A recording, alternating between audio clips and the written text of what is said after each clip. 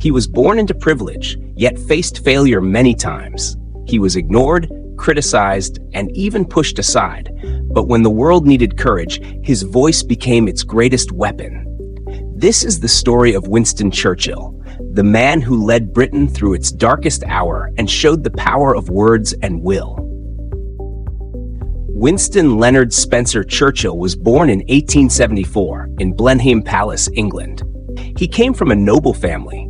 His father, Lord Randolph Churchill, was a famous politician, and his mother, Jenny Jerome, was an American socialite. As a child, Winston was curious and strong-minded, but not a great student. He often struggled in school, yet he loved reading history and writing stories. He once said, "I am always ready to learn, although I do not always like being taught." After finishing school, Churchill joined the British Army. He traveled to Cuba, India, and Africa, not just as a soldier, but also as a war reporter. He wrote about his experiences with sharp insight and courage, and his books quickly made him famous. He was daring, once escaping from a prison camp during the Boer War in South Africa, a story that made him a national hero. When he returned to England, Churchill entered politics. At just 26, he became a member of Parliament. He was brilliant, confident, and sometimes stubborn.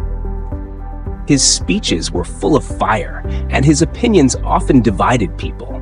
He changed political parties twice, which made some call him untrustworthy. But Churchill cared more about his principles than popularity. During World War I, he served as First Lord of the Admiralty, responsible for the Navy. But after a failed military operation in Gallipoli, he was blamed and forced to resign. It was one of his darkest moments. Still, he didn't quit. He rejoined the army and fought on the front lines in France. In the 1930s, while many leaders ignored the growing threat of Adolf Hitler, Churchill warned Britain to prepare for war. Few listened. He was seen as old-fashioned, too loud, too dramatic. But when war finally came in 1939 and Britain stood alone against Nazi Germany, the nation turned to the man who refused to give up. In 1940, Winston Churchill became Prime Minister. The world was collapsing, Europe was falling, and Britain was under attack. But Churchill stood before Parliament and said words that would echo through history. "I have nothing to offer but blood, toil, tears, and sweat." His speeches lifted the nation's spirit when hope was fading. He told his people, "We shall fight on the beaches, we shall fight on the landing grounds, we shall fight in the fields and in the streets. We shall never surrender." Those words turned fear into strength. They united a country that refused to bow to tyranny. Churchill worked closely with other world leaders like Franklin D. Roosevelt and Joseph Stalin, building the alliance that would eventually defeat Hitler. He guided Britain through bombings, hunger, and loss, always believing that victory would come. In 1945, World War II finally ended. Britain was free, and Churchill was celebrated as a hero. But history can be cruel. In the same year, he lost the election. Still, he accepted defeat with grace, saying, "Democracy is the worst form of government, except for all the others." He continued to write and speak, publishing his memoirs and histories of the war. In 1953, he was awarded the Nobel Prize in Literature for his powerful writing and inspiring words. That same year, he was knighted by Queen Elizabeth II, becoming Sir Winston Churchill.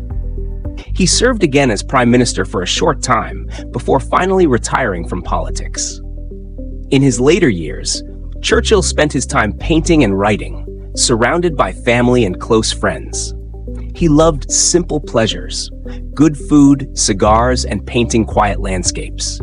He passed away in 1965 at the age of 90.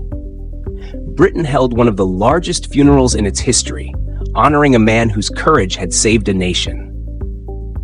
Winston Churchill once said, "Success is not final. Failure is not fatal. It is the courage to continue that counts."